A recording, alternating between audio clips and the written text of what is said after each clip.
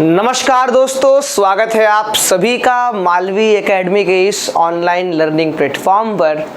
और मेरा नाम है आदित्य। आज के इस पर्टिकुलर सेक्शन में आपको थंबनेल दिख चुका होगा, हम लोग बात करने वाले हैं इनकम टैक्स के रेजिडेंशियल स्टेटस पर। उसको शुरू करने से पहले आप सभी लोग को अब ये जानकर बहुत खुशी होगी कि मालवी एकेडमी ने CUET 2025 PG की तैयारी सुदृढ़ रूप से चालू कर दी है।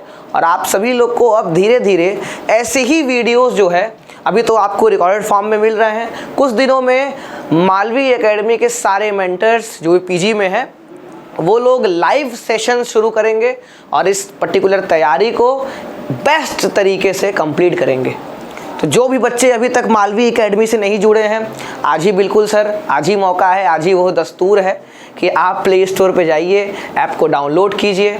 और जो पहली बार वीडियो देख रहे हैं सर, तो उनसे तो बस मैं यही कहूँगा कि आँख मूंद कर, तो किसी ने कहा है ना कि सरस्वती ने स्वर दिया, गुरु ने दिया है ज्ञान, माता पिता ने जन्म दिया, कर्म लिखे भगवान। तो बस वही है कि आपको कुछ नहीं करना, अपने माता पिता के आशीर्वाद से तैयारी को शुरू करना है।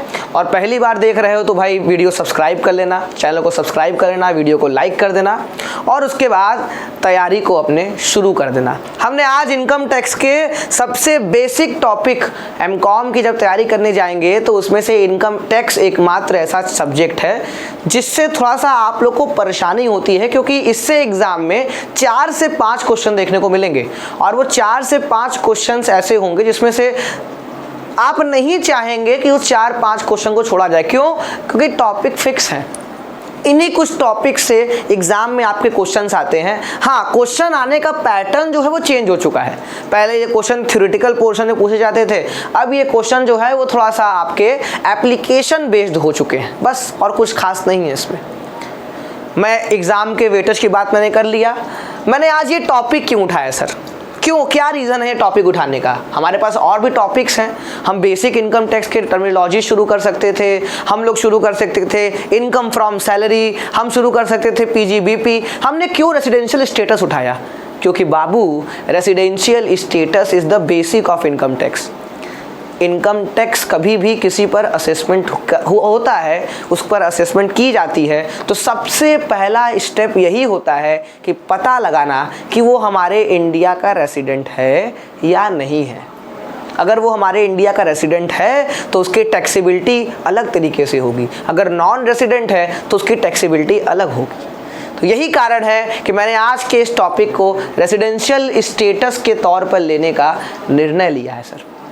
आज के इस पर्टिकुलर लेक्चर में मैं पहला बता दूं आपको कि हम सभी पर्सन्स कौन से होते हैं, जो भी इनकम टैक्स एक्ट सेक्शन 6 के अंतर्गत जितने भी पर्सन्स डिफाइंड किए गए हैं, चाहे वो इंडिविजुअल हो, चाहे वो हिंदू अनडिवाइडेड फैमिली हो, चाहे वो पार्टनरशिप फर्म हो, AOP association of person, BOI body of individual, artificial judicial person हो, हम सभी के रेजिडेंशियल स्टेटस के बारे में बात करेंगे। साथ ही साथ आज के इस वीडियो में हम इंसिडेंस ऑफ टैक्स पर भी बात करेंगे कि अगर हमने किसी इंडिविजुअल को ऑर्डिनरी रेसिडेंट, ये क्या होता है, बात करेंगे। इसीलिए ये सारी चीज़ें पढ़ने के लिए वीडियो के अंत तक बने रहें। वीडियो के अंत में जब वीडियो का अंत होगा तो आप ये पाएंगे कि जो आपने इनकम टैक्स में रेजिडेंशियल स्टेटस बड़ा लेंदी तरीके से पढ़ा था या नहीं पढ़ा था, आपका वो रेजिडेंशियल स्टेटस का डर जो है वो आज ख़त्म हो जाएगा। आइए पहले कुछ बेसिक चीज़ शुरू कर लेते हैं। बेसिक चीज़ की बात करें कि भाई इंडिया में इनकम टैक्स लगना कब से शुरू हुआ है, तो भाई इंडिया में जो इनकम टैक्स है वो 1857 के रिवोल्ट के बाद लगना शुरू हुआ है। 1857 में रिवोल्ट हुआ, पता है आपको कि ब्रिटिशर्स के खिलाफ जो नेशनलिस्ट थे उन्होंने रिवोल्ट किया। और रिवोल्ट करने के पीछे बहुत कारण था। एक कारण उसमें से बताया जाता था आपका, वो जो कारतूस में जो आपके मांस यूज़ किए जाते थे जिस एनिमल्स के, तो माना जाता है कि गाय के मांस जो है वो यूज़ किए जाते थे, जिसकी वजह से वो रिवोल्ट हुआ। और उस रिवोल्ट में क्या है कि बहुत सारे लोग ब्रिटिशर्स मारे गए, बहुत सारे नेशनलिस्ट मारे गए। उसमें बहुत पहला रिवोल्ट जो है वो इंडियन इंडिपेंडेंसी का वहीं शुरू हुआ था, ऐसा माना जाता है। अब उस समय हुआ क्या कि वहाँ के उस समय जो मिनिस्टर थे या वहाँ के जो क्या कह सकते हैं हम लोग की ऑफिशियल थे, उस ऑफिशियल में एक ऐसे ऑफिशियल उस समय के क्या नाम है कि कह सकते हैं गवर्नमेंट ऑफ ब्रिटिशर्स, जो ब्रिटिशर्स की गवर्नमेंट थी, वहाँ के एक आपके कह सकते हैं फाइनेंशियल एनालिस्ट कह सकते हैं या हम लोग फाइनेंस मिनिस्टर आज के भाषा में कह सकते हैं, जेम्स विल्सन, इनको ही इनकम टैक्स का जनक माना जाता है कि ये ओवरऑल वर्ल्ड में या हम कहें इंडिया में प्रोबेबली जो इनकम टैक्स का बेस रखा गया वो इसी महानुभाव ने रखा था, जेम्स विल्सन ने। सन 1860 में रिवोल्ट के 3 साल बाद उन्होंने देखा कि बहुत बड़ा कैपिटल लॉस हो गया सरकार को, और सरकार इस कैपिटल लॉस को कैसे पूरा करेगी, कहाँ से सरकार को रेवेन्यू आएगा। सरकार ट्रेड तो कर रही है लेकिन रेवेन्यू जनरेट नहीं हो पा रहा है, तो इस रेवेन्यू को मैक्सिमाइज करने के लिए उन्होंने इनकम टैक्स का कंसेप्ट लाया कि भाई जो जितना इनकम अर्न करता है उस पर एक पर्टिकुलर प्रपोर्शन का टैक्स लगाया जाएगा और वो टैक्स उससे वसूला जाएगा। बाद में एक कॉन्सेप्ट और रिफाइन हुआ, ये बिल के फॉर्म में प्रेजेंट हुआ, बाद में इसका एक्ट बना। 1918 में एक नया इनकम टैक्स एक्ट पास किया गया, इसके पहले भी आ चुका था, 1886 में इनकम टैक्स एक्ट बना, फिर 1917 में इन्फोर्स हुआ, फिर 1918 में नया इनकम टैक्स एक्ट बना, फिर उसके बाद उसको हटाकर 1922 में नया एक्ट लाया गया। मतलब तमाम तरह के अमेंडमेंट जो है वो 10 साल चलते रहे। बाद में 1922 के बाद लॉ कमीशन लाया गया 1956 में। 1956 के लॉ कमीशन जो अब कंपनीज एक्ट आप पढ़ रहे हैं वो उसमें से ही कंपनीज एक्ट अलग बनाया गया। उसके बाद आपका लॉ कमीशन अलग रखा गया। लॉ कमीशन में फिर 1958 में वापस से एक रिपोर्ट जमा होती है जिसमें कहा जाता है कि भाई डायरेक्ट टैक्स एडमिनिस्ट्रेशन बनाना चाहिए, इसीलिए CBDT का निर्माण होता है, central board of direct taxes का निर्माण होता है। बाद में 1959 में इस पर्टिकुलर कमेटी ने अपनी रिपोर्ट जमा की और 1961 में इनकम टैक्स एक्ट जो है वो लागू होता है। 1962 में इन्फोर्स में आता है और लागू 1961 में होता है। और वही इनकम टैक्स एक्ट जो है वो आज तक हम लोग क्या कर रहे हैं, पढ़ते हुए चल रहे हैं। वही इनकम टैक्स को एक्ट को तमाम तरह के अमेंडमेंट्स होते रहे हैं, वो तो हमेशा होते रहे हैं, लेकिन एक स्पेसिफिक एक्ट हमको 1961 में जाकर मिला। 1860 से लेके 1961 में हमको जाकर मिला। बाद में सारी बातें आपको समझा रही कि 1962 में सेवरल अमेंडमेंट्स किए गए और हर साल फाइनेंस एक्ट आता है। आपको मैं बता दूं फाइनेंस एक्ट किसी एक साल का नहीं होता, हर बार फाइनेंस एक्ट आपके सरकार जो है प्रपोज करती है पार्लियामेंट में, और उस फाइनेंस एक्ट में स्लैब्स के बारे में, आपके रेजिडेंशियल स्टेटस के बारे में, आपके क्या नाम है कि TDS के बारे में, ये सारी बातें आपके फाइनेंस एक्ट में लिखी जाती हैं, जो कि फाइनेंस मिनिस्टर उसे क्या करती हैं सर, प्रेजेंट करती हैं। अब इनकम टैक्स की बात करें तो इनकम टैक्स एक प्रकार का डायरेक्ट टैक्स है। डायरेक्ट टैक्स आप लोग को पता होता है क्या होगा सर। डायरेक्ट टैक्स एक ऐसा टैक्स होता है जो टैक्स पेयर है वो डायरेक्टली सरकार को जमा करेगा। भाई वह टैक्स अमाउंट जो टैक्स पेयर है वो डायरेक्टली सरकार को जब पे करता है तो डायरेक्ट टैक्स कहते हैं। सर ये तो बड़ा एक कह सकते हैं कि बड़ा जनरलाइज स्टेटमेंट है, कुछ स्पेसिफिक बताइए। जो इनकम अर्न करता है वही टैक्स जमा करता है। डायरेक्ट टैक्स का मतलब ये होता है। वह डायरेक्ट टैक्स ऐसे टैक्सेस होते हैं जो डायरेक्टली सरकार क्या करती है, चार्ज करती है उस पर्टिकुलर बेनिफिशियरी से, उस पर्टिकुलर सर्विस का जो बेनिफिट उठाया, इनकम जिसने अर्न किया है वो टैक्स पे करेगा। नॉर्मल भाषा में बात करेंगे, इसका बर्डन जो है वो शिफ्ट नहीं हो सकता है। इनडायरेक्ट टैक्स का बर्डन शिफ्ट हो सकता है कैसे, जैसे इंटरटेनमेंट टैक्स का एग्जांपल लीजिए आप। भाई इंटरटेनमेंट टैक्स में क्या है कि भाई ऊपर से टैक्स लगते हुए आता है और भाई उसका बेनिफिट कोई और उठा, लेकिन सामान महंगा है, सबको ही उसका क्या नाम है कि पेमेंट करना पड़ रहा है। एक तरह से गरीब भी उतना पेमेंट करेगा, अमीर भी उतना पेमेंट करेगा। शिफ्ट जो है वो बढ़ता रहता है, लेकिन डायरेक्ट टैक्स में ऐसा नहीं होता। आगे सारे कैरेक्टरिस्टिक्स बताए गए हैं। सेंट्रल टैक्स है, सेंट्रल गवर्नमेंट इसे चार्ज करती है इनकम टैक्स को, ठीक है। कुछ तरह के डायरेक्ट टैक्स होते हैं स्टेट गवर्नमेंट भी चार्ज करती है, लेकिन income tax central government charge करती है। आपके इसमें टैक्स एग्जेम्प्टेड लिमिट भी बताए गए हैं। आप लोग अभी सेक्शन 10 के एग्जेम्पशंस मैं पढ़ाऊंगा जब, तो आपको वहाँ बताऊंगा कि कौन कौन से इनकम्स एग्जेम्प्टेड इनकम्स के अंतर्गत माने जाते हैं। उसमें से एक एग्रीकल्चर इनकम भी होता है। उसके बाद 21-20 का मैंने एक नॉर्मल असेसमेंट ईयर का टैक्स एग्जेम्प्टेड लिमिट उठाया है। आप नॉर्मल ईयर का ये फॉलो कर सकते हैं। नॉर्मली चेंज होता नहीं है, बस स्लैब्स में कुछ चेंजेस जो है वो आपको देखने को मिलेंगे सर, ठीक है। आगे बात करेंगे सर तो ये एक प्रोग्रेसिव टैक्स सिस्टम होता है, जैसे जैसे इनकम बढ़ती है वैसे वैसे टैक्स का रेट भी जो है वो बढ़ता रहता है। सरचार्ज की बात करेंगे, सरचार्ज जो है वो इंडिविजुअल, HUF, AOP, BOI इन सब पर लगता है और ये टोटल इनकम पे लगता है। अगर आपका टोटल इनकम एक पर्टिकुलर मैक्सिमम लिमिट के बाद बाहर जाने लगता है टोटल इनकम, तो उस पर हम लोग क्या करते हैं, सरचार्ज लगाते हैं। जैसे हम कहें 10% सरचार्ज जो है वो 50 लाख और 1 करोड़ के टोटल इनकम के बीच में, आपके अगर टोटल इनकम 50 लाख से लेके 1 करोड़ के बीच में है तो आपका जो सरचार्ज होगा वो कितना परसेंट होगा सर, वो 10% लगाया जाएगा। इसी तरह तमाम तरह की चीज़ें आपको दी हुई हैं। हेल्थ और एजुकेशन से भी हम लोग इनकम टैक्स में पढ़ते हैं कि आप जब ग्रॉस टोटल इनकम निकाल लेंगे उसमें तमाम तरह की रिडक्शंस माइनस कर लेंगे और करने के बाद टोटल इनकम कैलकुलेट करेंगे तो उस टोटल इनकम की टैक्सेबिलिटी टैक्स स्लैब के अकॉर्डिंग बनेगी। तो टैक्स कैलकुलेट करने के बाद जो भी आपकी टैक्स लायबिलिटी बनेगी उस पर एडिशनल 3% का हेल्थ सेस और 3% का एजुकेशन सेस और 1% का क्या है आपका हेल्थ सेस, कुल मिला के ये 4% का सेस जो है वो आपके मेनली किस पर लगता है, आपके टैक्स लायबिलिटी पर लगता है। टैक्स बर्डन शिफ्ट नहीं हो सकता। एडमिनिस्ट्रेशन, जैसा कि मैंने कहा, central board of direct taxes जो हैं वो उनको स्थापित किया गया है कि इंडिया में डायरेक्ट टैक्स को वो कंट्रोल करेंगे। इसी तरह इनडायरेक्ट टैक्सेस को CBIDT करता है, central board of indirect taxes. GST council बनाया गया है उसके लिए। ये सारी चीज़ें आपकी, ये तो नॉर्मल एक बेसिक सी बात रखी गई है कि कैसे इंडिया में डायरेक्ट टैक्स जो है वो चलाए जाते हैं, क्या क्या तरीका होता है। अगला आता है आपका sir basis and procedure of charging income tax. क्या तरीका है टैक्स चार्ज करने का, किस तरीके से टैक्स चार्ज होगा। तो देखिए भाई, इनकम टैक्स बड़ा साफ साफ कहता है, कुछ तमाम तरह के इनकम्स के नाम दिए हैं उसने। ये इनकम अगर आपको हो रहा है तो आपको टैक्स पे करना पड़ेगा, सीधी सी बात है। बेसिस ऑफ चार्ज बहुत सिंपल है। सबसे पहले आपका रेसिडेंशियल स्टेटस, प्रीवियस ईयर में आपका रेसिडेंशियल, प्रीवियस ईयर क्या होता है, असेसमेंट ईयर क्या होता है, इसके बारे में बात करेंगे।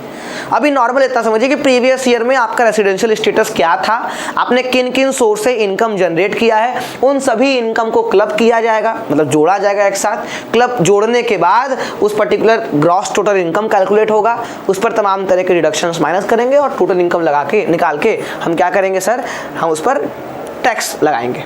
इनकम टैक्स की दुनिया में जैसे रावण के 10 सिर थे, उसी तरह इनकम टैक्स के 5 सिर हैं, 5 सोर्सेज हैं। Income from salaries, income from house property, income from profits and gains from business and profession, capital gain, income from other source. 5 आपके हेड्स हैं इनकम टैक्स के। इन्हीं 5 हेड को मिलाकर ग्रॉस टोटल इनकम बनता है। और इनकम टैक्स की दुनिया में आप मेरे साथ इन 5 हेड को जो है वो अच्छी तरीके से एग्जाम पॉइंट ऑफ व्यू से आप क्या करेंगे सर, पढ़ेंगे सर। आगे हम बढ़ेंगे सर कि प्रोसीजर क्या है लगाने का। तो नॉर्मल प्रोसीजर है, आपके रेसिडेंशियल स्टेटस पता करके आपका क्या नाम है कि सारे इनकम के हेड्स जोड़े जाएंगे, GTI कैलकुलेट होगा। उसके बाद आपको क्या नाम है कि GTI कैलकुलेट करने के बाद आपके नॉर्मली डिडक्शन, फिर टोटल इनकम निकाला। ये प्रोसीजर आप नॉर्मली समझेंगे। आगे अगर सर इनकम में कौन कौन सी चीज़ें शामिल होती हैं, अब पहले मैं बता दूं, इनकम जो है वो income tax act section 2 sub section 24 में डिफाइंड है। सेक्शन 2 सब सेक्शन 24 में आपका जो इनकम का डेफिनेशन है कि कौन कौन सी चीज़ें इनकम में शामिल होती है वो चीज़ें दी हुई, जैसे profits and gains, dividend, voluntary contribution. इसके अलावा आपके क्या नाम है कि कोई भी गेम से आपने कोई इनकम अर्न कर लिया, नॉर्मली आपने कोई परक्यूजिट अर्न कर लिया, सैलरी के अलावा कोई एक्स्ट्रा बेनिफिट आपको मिल गया, कैश के फॉर्म में मिला या नॉन कैश फॉर्म में मिला, वो भी आपके इनकम का पार्ट कंस्टिट्यूट करेगा। सिटी अलाउंसेस तमाम तरह के आपको मिलेंगे, ठीक है। उसके अलावा आपके क्या नाम है रिटायरमेंट के समय आपको तमाम तरह की चीज़ें मिलेंगी, जैसे पेंशन, ग्रेचुटी, इनकैशमेंट लीव, आपके unrecognised provident fund, recognised provident fund भी आपको क्या नाम है रिटायरमेंट के बाद भी आपको मिल सकता है वो। तो उस पर इंटरेस्ट, वो सब आपके इनकम के अंदर शामिल होता है। आपने कोई पर्टिकुलर हाउस प्रॉपर्टी ओन किया है, उसको रेंट पर दे दिया, रेंट से आपको जो इनकम होगा वो भी इनकम का पार्ट जनरेट होगा आपके। उसके साथ साथ बिजनेस से कोई प्रॉफिट बता दिया, profits and gains. Capital gain कोई भी लॉन्ग टर्म असेट्स है, शॉर्ट टर्म असेट्स है, बेचकर आपने कोई गेन कर लिया हो, कैपिटल गेन फ्लैट रेट चलता है 15% 20% का। इसके बाद आपने क्या नाम है कि लॉटरी से, कार हॉर्स रेस से, कार रेस से, इस तब कौन बनेगा करोड़पति से, सब खेलो सब जीतो, इन सब पर्टिकुलर चीज़ों से भी जो इनकम जनरेट होता है उसके अंदर हम उसे क्या मानते हैं सर, उसे हम इनकम का पार्ट मानते हैं। ग्रॉस टोटल इनकम क्या होता है, जैसा कि मैंने बताया पांचों हेड के इनकम को जोड़ दीजिए। ये देखिए सेक्शन 80 B5 में डिफाइंड है, सेक्शन 80 B5 में जो है वो ये डिफाइंड है, और पांचों हेड की सैलरीज को जोड़ के ग्रॉस टोटल इनकम आता है। इसी में हम लोग 80C से लेके 80U तक के रिडक्शन जो है वो हम लोग माइनस करते हैं। 80C से लेके 80U तक के रिडक्शन सर हम लोग क्या करते हैं सर, हम लोग माइनस करते हैं। फिर अगला आता है हमारा total income. Total income section 2 subsection 45 में डिफाइंड है, और सेक्शन अपने दिमाग में रखिएगा, कभी कभी सीधा सीधा सेक्शन से क्वेश्चन एक क्वेश्चन बन जाता है, तो नॉर्मल बेसिक सेक्शन से बनेगा कि डेफिनेशंस वगैरह किस में डिफाइंड है। टोटल इनकम का मतलब क्या होता है, GTI ग्रॉस टोटल इनकम से डिडक्शंस माइनस करने के बाद जो बचता है उसे हम टोटल इनकम कहते हैं। टोटल इनकम कभी भी आपके क्या नाम है कि आपके GTI से जो है वो ज़्यादा नहीं हो सकता, नॉर्मल GTI के बराबर ही होगा, क्योंकि रिडक्शन माइनस करने के बाद ही आपका निकलता है। अब यहाँ पर देखिए कुछ आपको डिफरेंस बिटवीन GTI और टोटल इनकम और GTI में डिफरेंस दिया हुआ है। इसको आप पढ़ेंगे तो आप ये पाएंगे कि सर बहुत ही मैंने शॉर्ट क्रिस्प फॉर्म में आपको दोनों का डिफरेंस बता दिया। जैसे यहाँ क्या लिखा हुआ है कि भाई सारे इनकम को हेड को जोड़ा जाए तो आपका GTI निकलेगा, सारे हेड के इनकम को जोड़ने के बाद डिडक्शंस घटाने के बाद जो आता है उसको टोटल इनकम कहते हैं। तो बहुत बार मैंने बोल दिया इसको। टैक्स कभी भी GTI पे नहीं लगता, लेकिन टोटल इनकम पे टैक्स लगता है स्लैब रेट के हिसाब से। GTI कभी भी टोटल इनकम से कम नहीं हो सकता, हमेशा टोटल इनकम से ज़्यादा या बराबर हो सकता है। टोटल इनकम इक्वल हो सकता है GTI से, और GTI से कम भी हो सकता है, ज़्यादा नहीं हो सकता। एग्रीकल्चर इनकम GTI में इंक्लूड नहीं होता, एग्रीकल्चर इनकम टोटल इनकम में इंक्लूड होता है 5000 से अगर अधिक होगा। एग्रीकल्चर इनकम कभी और हम किसी टॉपिक में पढ़ाएंगे आपको डिटेल में, लेकिन अभी इतना समझिए कि टोटल इनकम GTI का पार्ट नहीं होता, टोटल इनकम का पार्ट होता है। अगला आता है असेसी। असेसी कौन होता है, असेसी सेक्शन 2 सबसेक्शन 7 में डिफाइंड है। ये पर्टिकुलर पोर्शन क्या है कि भाई कौन से लोग टैक्स पेयर कहलाए जाएंगे, किस पर टैक्स का असेसमेंट होगा, किसके इनकम को टैक्स के पॉइंट ऑफ व्यू से कैलकुलेट किया जाएगा, उसे असेसी कहते हैं। नॉर्मल कहें कि भाई कोई पर्सन जो टैक्स पे करने के लायबल है, कोई पर्सन जो किसी और मतलब इसी एक्ट के थ्रू कोई पर्टिकुलर अमाउंट पे करने के लिए लायबल है, ठीक। इसके अलावा कोई प्रोसीडिंग किसी पर्सन पे चल रही है इनकम टैक्स एक्ट के अंदर, वो भी एक असेसी कहलाया जाएगा। आप particular in respect of whom any proceeding under this has been taken for assessment of income of any other person, किसी और पर्सन के इनकम उसको हुई और उसके आपके सापेक्ष में आप पर कोई केस चल रहा है तो आप भी असेसी के सीडी में लिखे जाएंगे। आपके खिलाफ कोई प्रोसीडिंग चल रही है तब भी तो आप असेसी कहलाएंगे। इसके अलावा who is deemed to be an assessee और who is assessee in default. Deemed to be assessee in default हम कभी फुर्सत में इन चीज़ों को एक्सप्लेन करने की कोशिश करेंगे। नॉर्मली समझिएगा असेसी इन डिफॉल्ट का मतलब होता है भाई घूम फिर के तुम ही असेसी बनने वाले हो, और डीम्ड असेसी मतलब क्या होता है कि कुछ स्पेशल सर्कमस्टांसेस में असेसी आप कहलाए जाएंगे। वो चीज़ अलग होती है, दोनों में थोड़ा डिफरेंस होता है। असेसमेंट ईयर का बात करेंगे। Assessment year section I think section 2 subsection 9 में असेसमेंट ईयर होता है। एक मिनट देख ले, जी बिल्कुल सही जवाब। सेक्शन 2 सबसेक्शन 9 में असेसमेंट ईयर होता है और प्रीवियस ईयर सेक्शन 3 में होता है। प्रीवियस ईयर जो है वो आपका सेक्शन 3 में डिफाइंड है, सेक्शन 3 में डिफाइंड है सर। असेसमेंट ईयर क्या होता है? Previous year. प्रीवियस ईयर का मतलब होता है वह ईयर जिस साल की इनकम पर टैक्स लगने वाला है, जिस साल की income tax point of view से कैलकुलेशन के लिए ली जाएगी उसे हम प्रीवियस ईयर कहते हैं। या हम नॉर्मल भाषा में कहें जिस साल इनकम अर्न की गई उसे हम लोग क्या कहते हैं? उसे हम लोग प्रीवियस ईयर का नाम देते हैं। असेसमेंट ईयर क्या होता है सर? असेसमेंट ईयर का मतलब होता है वह ईयर जिस साल टैक्स पे किया जाए, जिस साल टैक्स का कैलकुलेशन करके उस पर टैक्स पे किया जाएगा उस साल को हम लोग कहते हैं असेसमेंट ईयर। ये दोनों ही जो असेसमेंट ईयर जो है वो 1 अप्रैल से 31 मार्च चलता है। प्रीवियस ईयर जरूरी नहीं कि 1 अप्रैल से 31 मार्च है, लेकिन नॉर्मली फाइनेंशियल ईयर को ही हम लोग एक प्रीवियस ईयर के पॉइंट, जैसे हमारा कहें अभी जो है, अभी हमारा असेसमेंट ईयर चल रहा है 24-25, तो इसका जो प्रीवियस ईयर होगा वो कितना होगा सर 23-24 प्रीवियस ईयर होगा। 23-24 जो इनकम आपने अर्न किया होगा वो 24-25 में जाके आप उसका टैक्स पे करेंगे सर। मतलब 1 साल पीछे का इनकम जो आपने अर्न किया है उसका टैक्स हम लोग 1 साल बाद करते हैं। ठीक है सर, ये आपके प्रीवियस ईयर और असेसमेंट ईयर का मतलब है। ठीक, आगे बढ़ेंगे। पर्सन सेक्शन 6 में डिफाइंड है। ये पर्सन क्या होते हैं? पर्सन इनकम टैक्स एक्ट 1961 में पर्सन्स की श्रेणी इतनी बताई गई है, इतने लोग पर्सन हो सकते हैं। जैसे एक इंडिविजुअल, हम और आप जो सांस ले रहे हैं, जो बात कर रहे हैं, इंडिविजुअल में आएंगे। HUF एक फर्म होता है जिसमें एक इनहेरिटेड प्रॉपर्टी के अंतर्गत एक कर्ता होता है और वो बिजनेस चलाता है और उसके साथ सारे को पार्टनर्स बिजनेस को रन करते हैं। HUF हो गया कंपनी एक आर्टिफिशियल पर्सन जिसके पास सेपरेट लीगल एंटिटी होती है। Firm partnership firm. Association of person और body of individual whether incorporated और नॉट, कोई रजिस्टर्ड AOP मतलब group of person body of individuals, उसको हम AOP का नाम देते हैं। तो लगभग दोनों सेम चीज़ें होती हैं आपकी।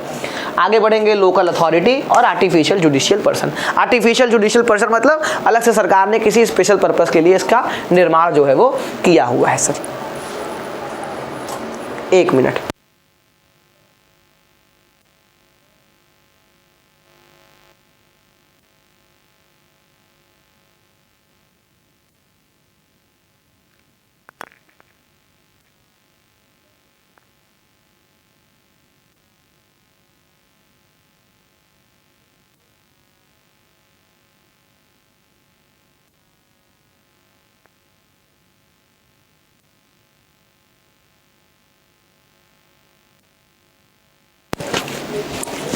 तो ये सारी चीज़ें आपकी क्या है, ये आपके नॉर्मली पर्सन्स के अंतर्गत आती हैं कि कौन से लोग पर्सन्स के अंतर्गत आते हैं सर। ठीक है, आगे हम बढ़ेंगे सर। तो इनके अब रेसिडेंशियल स्टेटस की बात करेंगे। हम सीधा रेसिडेंशियल स्टेटस पे आएंगे क्योंकि काफ़ी हमने बेसिक्स पढ़ लिया। ये सारी बेसिक रेसिडेंशियल स्टेटस की बात करेंगे तो हर पर्सन का अपना रेसिडेंशियल स्टेटस होता है। हर पर्सन का जो है वो अपना रेसिडेंशियल स्टेटस होता है। जैसे इंडिविजुअल का रेसिडेंशियल स्टेटस किसी और बेसिस पे कैलकुलेट होगा, मतलब निकाला जाएगा, और HUF का अपना अलग होगा, AOP BOI का अपना अलग होगा। ये आपके रेसिडेंशियल स्टेटस में आएगा। आपको मैं एक टेबल दिखाता हूँ, पहले वो अपने दिमाग में रख लीजिए, वो आपके लिए ज़्यादा इंपॉर्टेंट है। पहले उसको याद कर लीजिए आप, उसके बाद आप लोग जब क्या नाम है कि देखेंगे तब आपको ज़्यादा समझ में आएगा। ये देखिए वो टेबल है। इस टेबल में आप सभी लोग ये देखेंगे कि रेसिडेंशियल स्टेटस किसका कैसे डिटरमाइन होता है।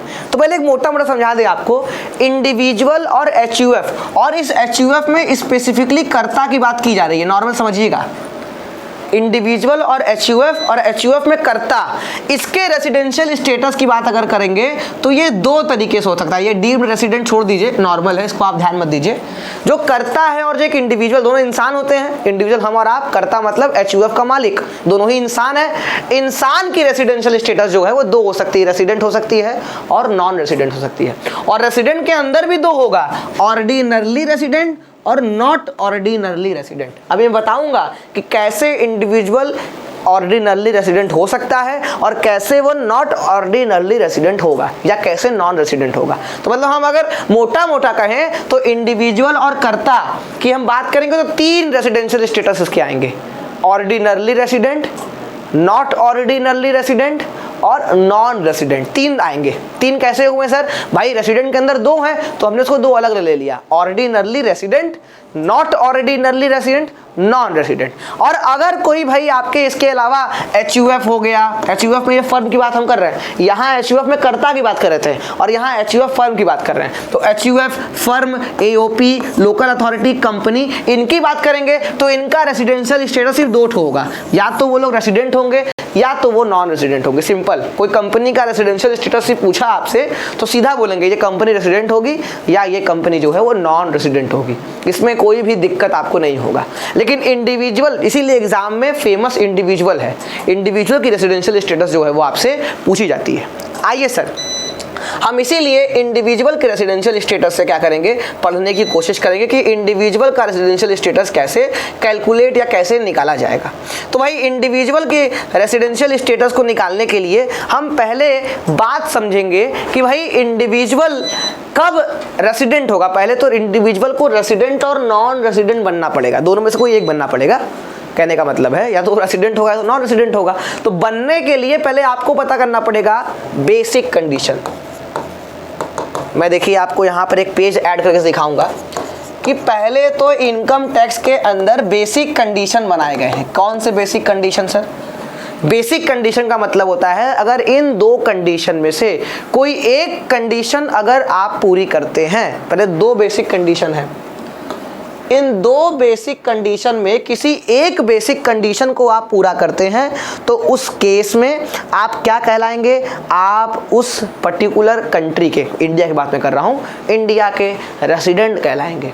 इंडिया के रेसिडेंट बनने के लिए बेसिक कंडीशन में किसी एक कंडीशन को क्या करना पड़ेगा, पूरा करना पड़ेगा। दोनों कर देते हो तो वेल एंड फाइन, कोई दिक्कत नहीं, लेकिन कम से कम एक बेसिक कंडीशन तो आपको पूरी करनी होगी। मैं किसके रेसिडेंशियल स्टेटस की बात कर रहा हूं? मैं इंडिविजुअल के रेसिडेंशियल स्टेटस की बात कर रहा हूं सर। तो अगर सर कौन से दो बेसिक कंडीशन है, ये कहता है पहला बेसिक कंडीशन कि कोई इंडिविजुअल अगर प्रीवियस ईयर में इंडिया में 182 दिन या उससे अधिक रहता है तो वह इंडिया का रेसिडेंट होगा। बहुत सिंपल सा है। अगर आप इंडिया में प्रीवियस ईयर का मतलब जैसे हम बात करें 24-25 असेसमेंट ईयर चल रहा है तो इसका प्रीवियस ईयर 23-24 होगा। तो अगर 23-24 में आप इंडिया में 182 दिन रहे हैं या उससे अधिक रहे हैं तो आप इंडिया के क्या करा जाएंगे, रेसिडेंट। अब आप अपने आप को जोड़ के देखिए, आप सोचिए अपने आप के बारे में, क्या मैं रहा हूँ? अरे सर हम तो साल भर यहीं रहते हैं, कहाँ जाते हैं? बहुत होगा तो अपने घर से दूसरे मोहल्ले में चले जाएंगे, बहुत होगा बहुत ज़्यादा ज़रूरत पड़ी तो सर हम अपने घर के डिस्ट्रिक्ट से किसी और डिस्ट्रिक्ट में, बगल वाले डिस्ट्रिक्ट, बगल वाले गांव चले जाएंगे, बगल वाले शहर में चले जाएंगे सर। अधिक से अधिक यही करेंगे, रहेंगे तो इंडिया में ही सर। तो हम 182 क्या 365 दिन तो इंडिया में रहते हैं तो हम तो रेसिडेंट हो जाएंगे सर, कोई दिक्कत नहीं है, कोई दिक्कत नहीं है, हम रेसिडेंट कहलाएंगे। फिर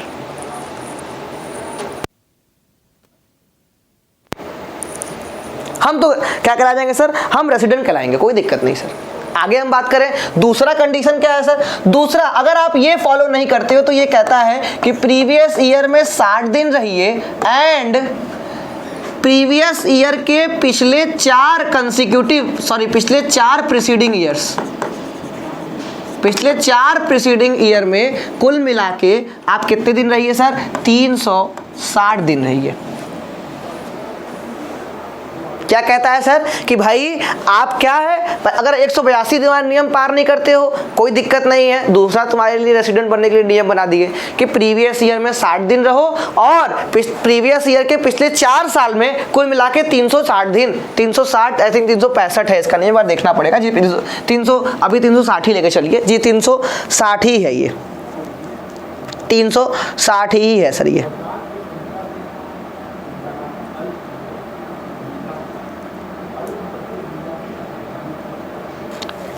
365, माफ कीजिएगा 365 है, 365 दिन।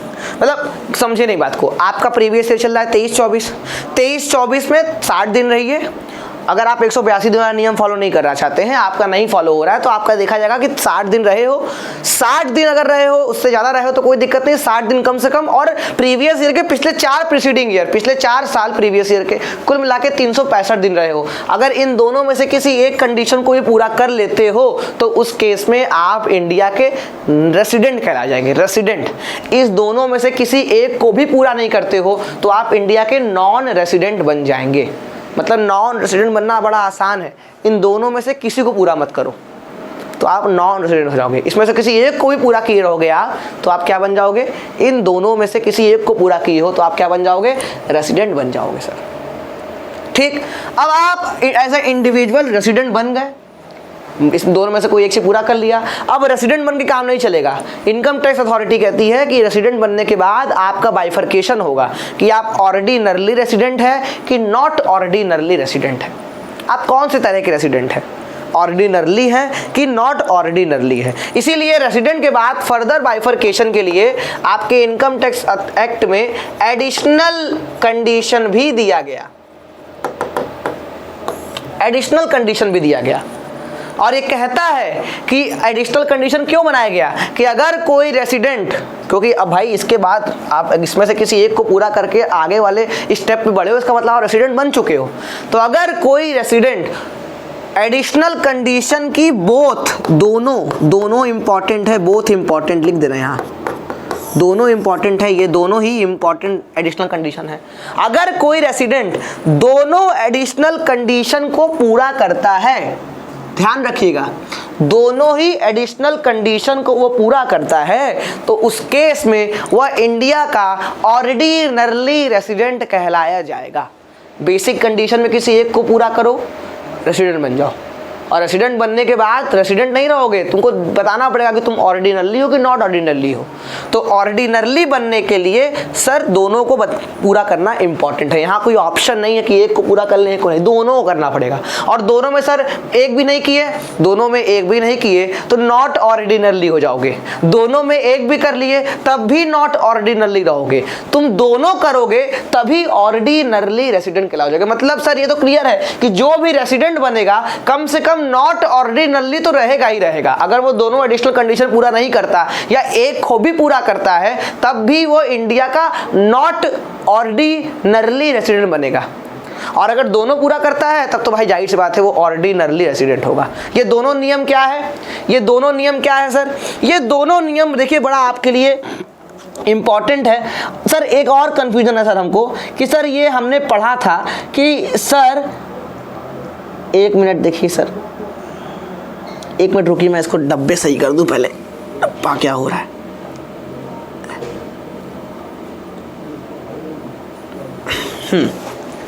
तार फंस जाता है।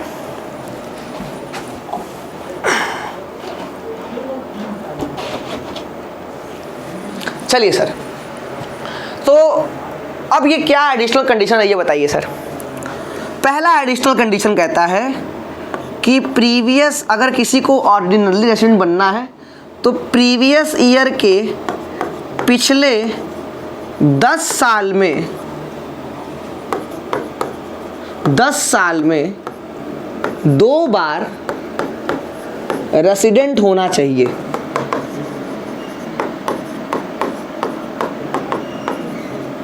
क्या कहता है सर कि भाई अगर मैं कहूं, अगर किसी को एडिशनल कंडीशन 1 की बात मैं करूं और एडिशनल कंडीशन दोनों पूरा करना है, तो किसी को ऑर्डिनरली रेसिडेंट बनना है तो ये कहता है कि प्रीवियस ईयर के पिछले 10 प्रीसीडिंग ईयर, पिछले 10 साल में 2 बार रेसिडेंट होना चाहिए। मतलब ये घुमा के कान पकड़ रहा है। ये कह सकता था कि आपके प्रीसीडिंग 10 ईयर, प्रीवियस ईयर के प्रीसीडिंग 10 ईयर में कम से कम 2 बार आपको क्या करना है, बेसिक कंडीशन में किसी एक कंडीशन को पूरा करना है।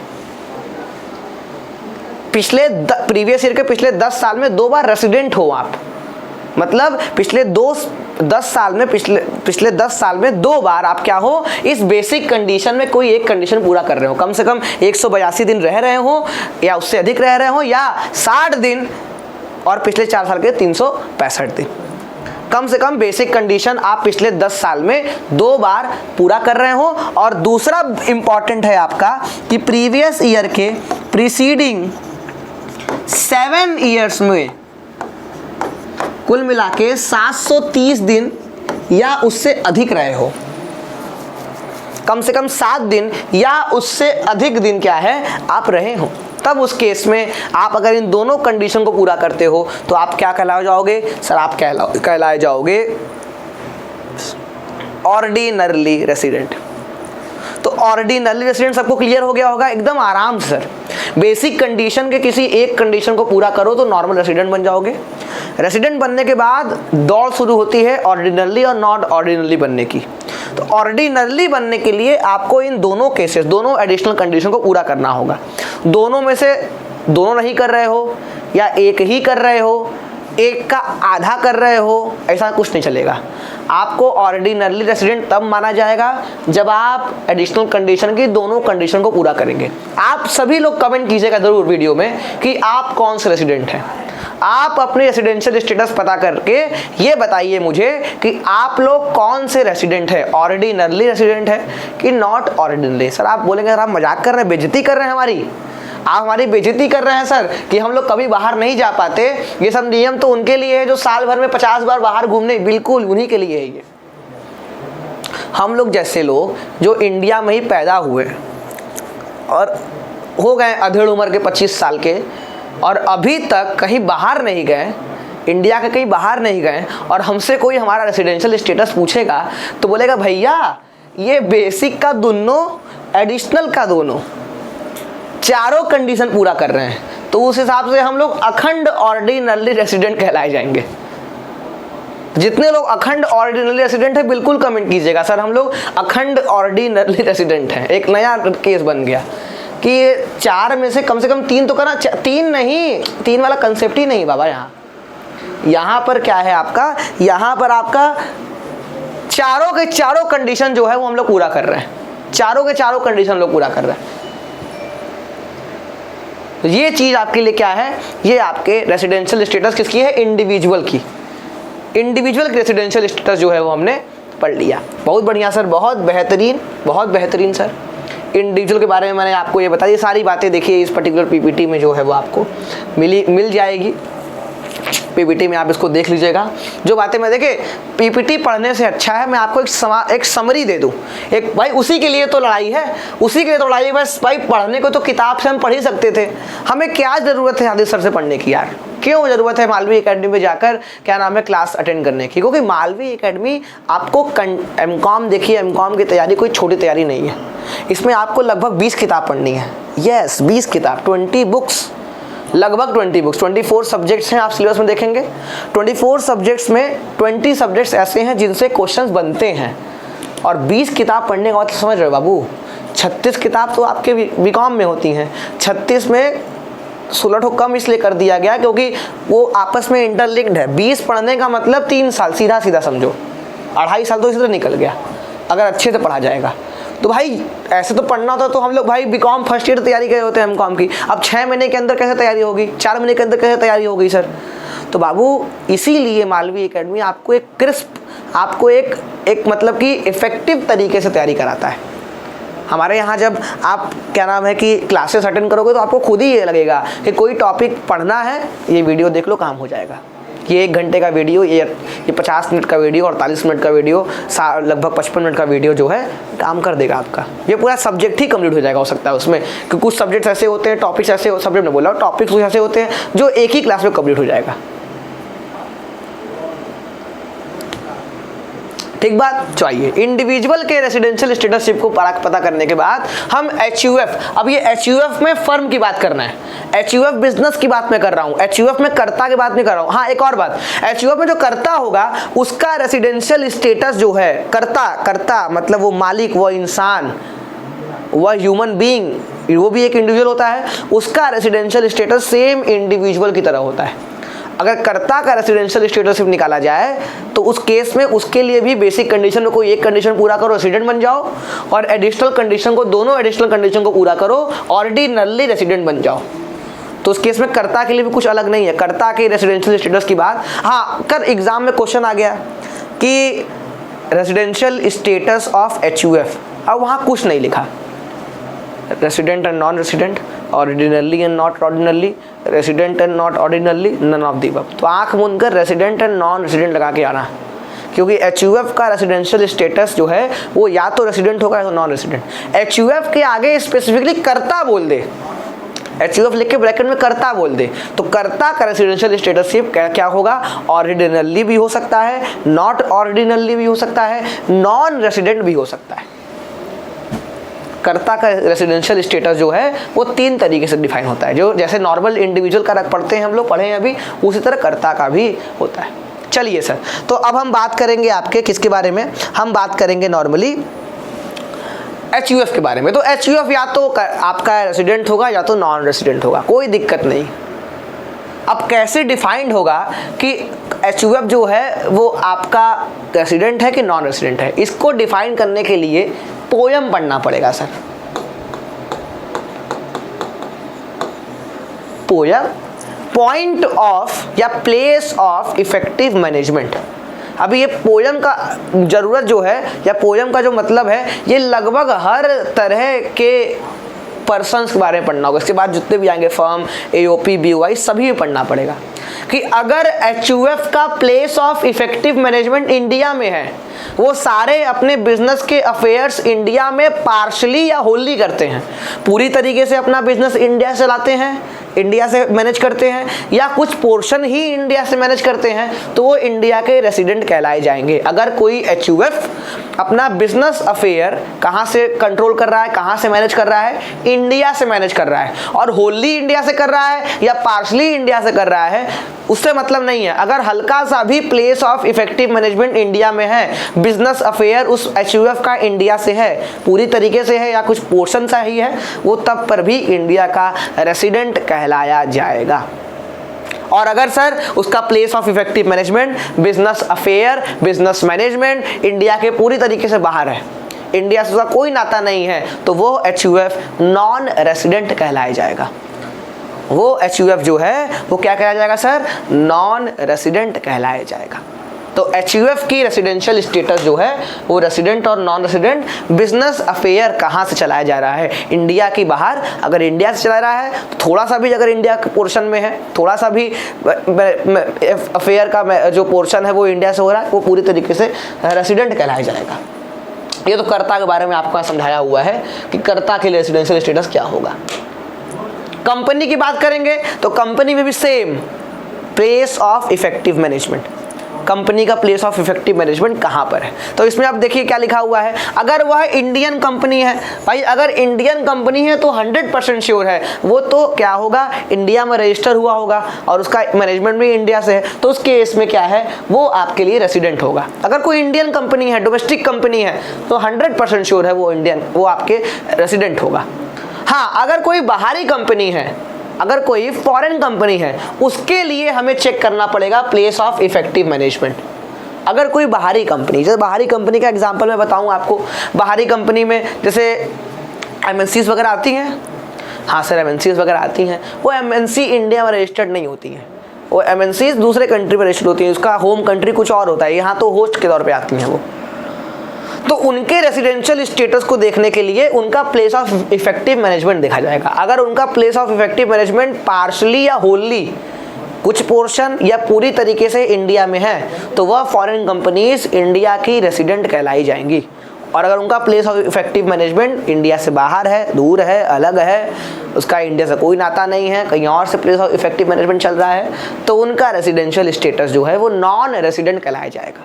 इंडियन कंपनी तो 100% श्योर रेसिडेंट होंगी, वो नॉन रेसिडेंट हो ही नहीं सकती। और फॉरेन कंपनी है तो उनका प्लेस ऑफ इफेक्टिव मैनेजमेंट जो है वो देखा जाएगा। वही वो कंपनी जो है वो कभी नॉट ऑर्डिनरी होंगे, वो रेसिडेंट होंगे या तो नॉन रेसिडेंट होंगे। रेसिडेंशियल स्टेटस के बारे में आपको ये जो मैंने बताया था टेबल के फॉर्म में, वो आपको समझा दिया। अब आप सर यही तरह AOP, यही तरह BOI, यही तरह local authority, artificial judicial person, firm, सबका रेसिडेंशियल स्टेटस कंपनी और HUF की फर्म की तरह चलेगा एकदम। Place of effective management partially Holi कैसा क्या है, ठीक है सर, क्लियर बात? एकदम सर, एकदम क्लियर बात, मजा आ गया सर। रेसिडेंशियल स्टेटस खत्म हो गया, रेसिडेंशियल स्टेटस खत्म हो गया। अब हमको पढ़ना है इंसिडेंस ऑफ टैक्स। ये क्या होता है, ये क्या होता है sir incidence of tax? Incidence of tax कहता है कि किसके लिए कितना टैक्स बना सर, किसके लिए कितना टैक्स बना, ये भी तो इंपॉर्टेंट है, ये भी तो पता लगाना पड़ेगा सर किसके लिए कितना टैक्स बना। मतलब समझे नहीं सर? और मैं ये जो भी बात करूंगा एक इंडिविजुअल के लिए करूंगा। पहली चीज़, मैं firm, AOP, BOI, company, HUF firm, इसके बारे में कोई बात नहीं करूंगा। मैं इंडिविजुअल की बारे में बात करूंगा कि अगर इंडिविजुअल, क्योंकि इंडिविजुअल ही तीन हो सकता है, या तो ऑर्डिनरली होगा, या तो नॉट ऑर्डिनरली होगा, और या तो नॉन रेसिडेंट होगा, यही हो सकता है। अब ये इंडिविजुअल कोई इनकम अर्न करता है तो वह इनकम कब कब ऑर्डिनरली के लिए टैक्सेबल होगी, कब कब नॉट ऑर्डिनरली के लिए टैक्सेबल होगी, और कब कब नॉन रेसिडेंट के लिए टैक्सेबल होगी। ये हमें पता लगाना पड़ेगा ना कि अगर 3 तरह के इंडिविजुअल हैं और तीनों की इनकम इंडिया से कहीं ना कहीं तरीके से हो रही है, तीनों, एक ऑर्डिनरली है, एक नॉट ऑर्डिनरली है, एक नॉन रेसिडेंट है, तो तीनों की टैक्सेबिलिटी एक जैसी होगी कि अलग अलग होगी, और कब कैसे होगी इसके बारे में बात इंसिडेंस ऑफ टैक्स में पढ़ना होता है।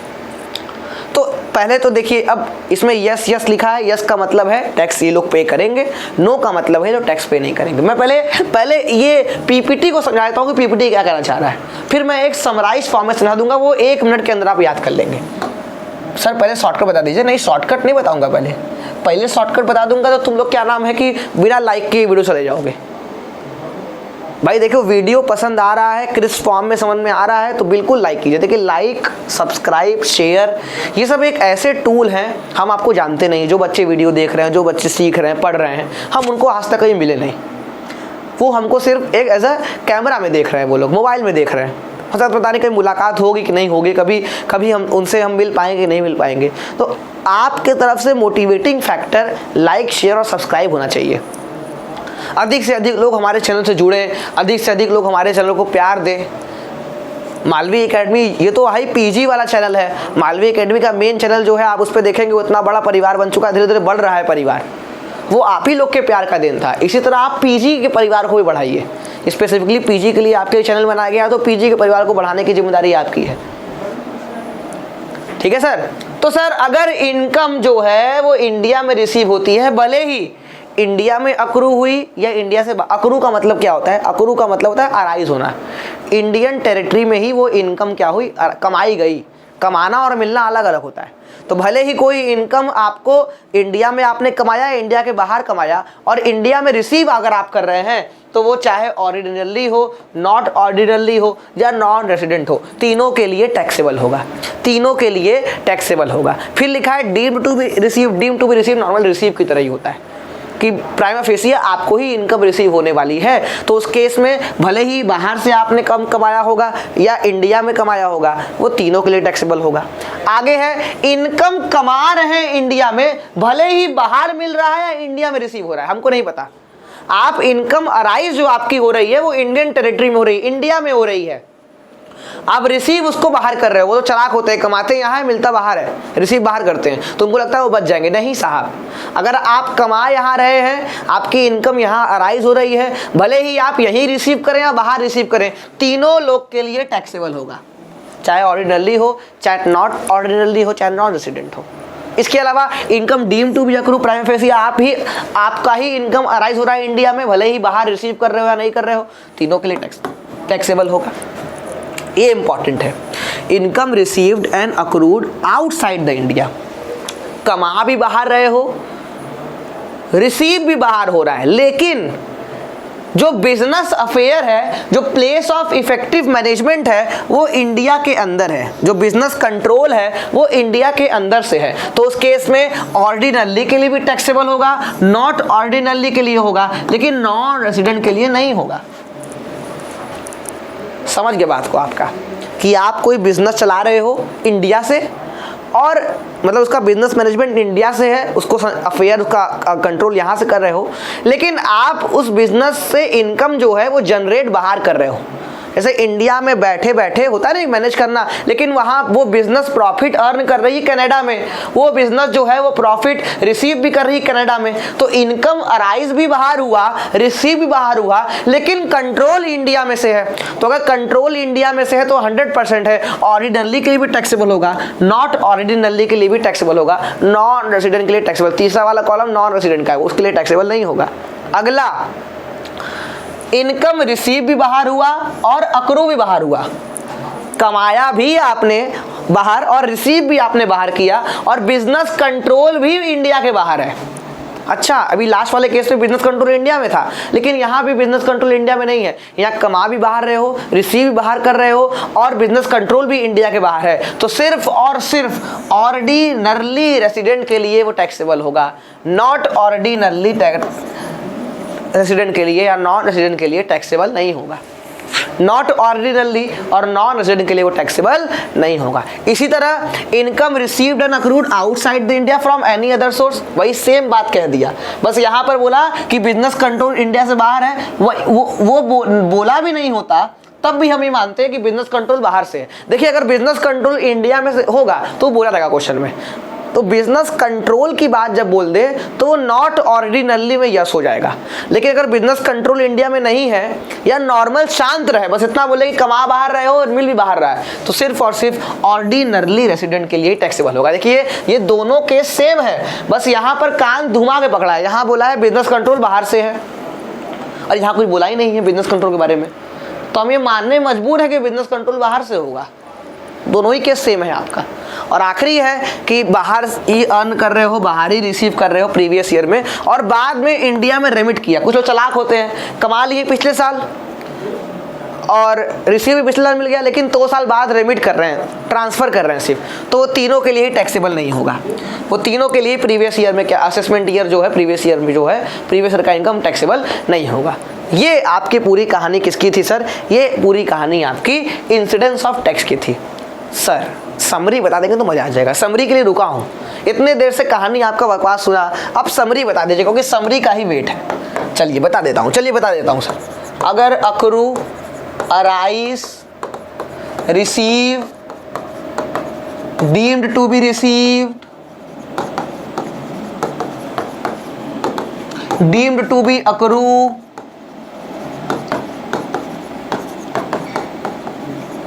ये सभी चीज, इसमें से कोई भी चीज अक्रू सिर्फ या सिर्फ रिसीव या सिर्फ डीम टू बी रिसीव या सिर्फ deem to be accrue to be receive, ये सब कुछ भी है अगर इन इंडिया है, अगर ये इंडिया के अंदर हो रहा है, अक्रू भी इंडिया में हो रहा है या सिर्फ रिसीव ही इंडिया में हो रहा है, ऐसा कुछ भी है, तो ये तीनों के लिए टैक्सेबल होगा। ये तीनों ऑर्डिनरली, नॉट ऑर्डिनरली, नॉन, तीनों के लिए टैक्सेबल होगा। ये तीनों के लिए क्या होगा सर? टैक्सेबल होगा। लेकिन अगर सर, अब मेरी बात बहुत ध्यान सुनिएगा, accrue, arise, receive, deem to be receive, deem to be accrue, ये इंडिया के अंदर, इसमें से कोई भी एक इंडिया के अंदर है तो तीनों के लिए टैक्सेबल होगा आंख मूंद कर। लेकिन अगर इन सभी में, ये सभी में से ये सभी चीज इंडिया के बाहर हो, अक्रू भी बाहर, रिसीव बाहर, deem to be accrue, deem to be receive, ये सब बाहर है आपका, इंडिया के बाहर है, तो आप बिजनेस कंट्रोल पे देखेंगे। अगर ये सभी चीज, इफ ऑल थिंग्स, थिंग्स मतलब ये जो अक्रू है, अक्रू मतलब अर्न करना, अराइज मतलब भी अर्न करना होता है, रिसीव है, डीम्ड टू बी अक्रू, ये सब चीजें हैं, ये सब आउटसाइड द इंडिया है, ये सब आउटसाइड द इंडिया है। तो आप क्या करेंगे? आप देखेंगे कि बिजनेस कंट्रोल क्या है। बिजनेस कंट्रोल, अगर बिजनेस कंट्रोल इंडिया में है, इफ इन इंडिया, अगर ये इंडिया में है, तो उस केस में ऑर्डिनरली रेसिडेंट और नॉट ऑर्डिनरली के लिए टैक्सेबल होगा, नॉन रेसिडेंट के लिए टैक्सेबल नहीं होगा। मतलब आपकी बात हम समझ गए सर क्या कहना चाह रहे हैं। अगर बिजनेस कंट्रोल इंडिया, पहले तो accrue, receive, deem to be accrue, deem to be receive सब बाहर है इंडिया के, आउटसाइड द इंडिया है, तो हमको तुरंत बात फंसानी है बिजनेस कंट्रोल पर। अगर क्वेश्चन में बिजनेस कंट्रोल दिया है कि इंडिया में है, तो वो रेसिडेंट के लिए टैक्सेबल होगा, नॉट ऑर्डिनरी रेसिडेंट के लिए टैक्सेबल होगा, नॉट ऑर्डिनरी रेसिडेंट के लिए टैक्सेबल होगा और नॉन रेसिडेंट के लिए टैक्सेबल नहीं होगा। लेकिन इन केस बिजनेस कंट्रोल जो है वो आउटसाइड द इंडिया है, इंडिया में नहीं है, आउटसाइड द इंडिया है। बिजनेस कंट्रोल इंडिया में नहीं है, पार्शियल न होली, तो सिर्फ और सिर्फ ऑर्डिनरली रेसिडेंट के लिए टैक्सेबल होगा, नॉट ऑर्डिनरली और नॉन रेसिडेंट के लिए टैक्सेबल नहीं होगा।